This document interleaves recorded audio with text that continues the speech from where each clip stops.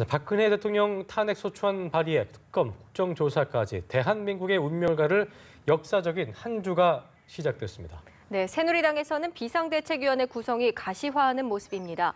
국회 취재기자 연결해서 자세한 내용 알아보겠습니다. 강은나래 기자.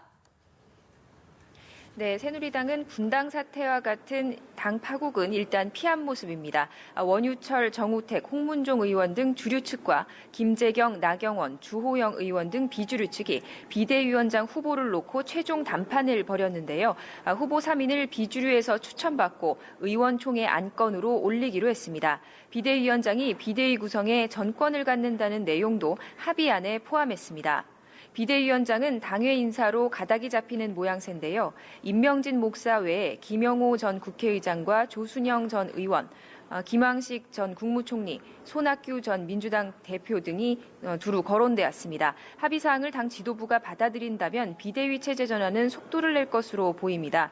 다만 이정현 대표가 다음 달 21일 사퇴하겠다는 방침을 고수하고 있어서 추이는 좀 지켜봐야겠습니다. 한편 새누리당 윤리위원회는 여의도 당사에서 회의를 열고 박 대통령 징계 요구안 심의에 착수했습니다.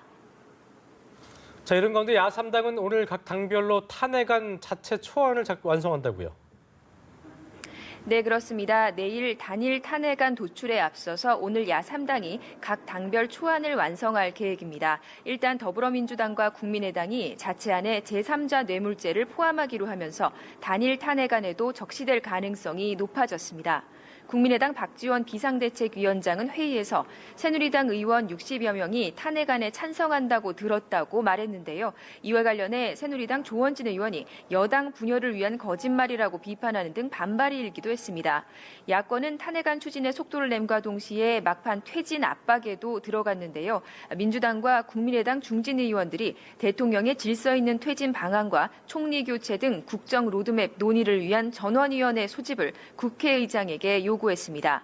두 야당의 최순실 게이트 특검 후보 추천도 마무리 수순입니다. 협의를 통해 내일까지 2명을 추천해야 하는데 거론된 인사들이 고사하면서 최종 선정엔 어려움을 겪고 있다는 얘기도 들립니다. 민주당에선 문성우, 명동성, 박영관 변호사 등 검사 출신과 내곡동 사저 부지 매입 의혹 사건에서 특검을 맡았던 판사 출신 이광범 변호사 등이 물망에 오른 것으로 알려졌습니다. 국민의당 역시 호남 지역 출신의 검사장급 이상을 지낸 인사들을 우선적으로 고려 중인 것으로 전해졌습니다. 지금까지 국회에서 전해드렸습니다.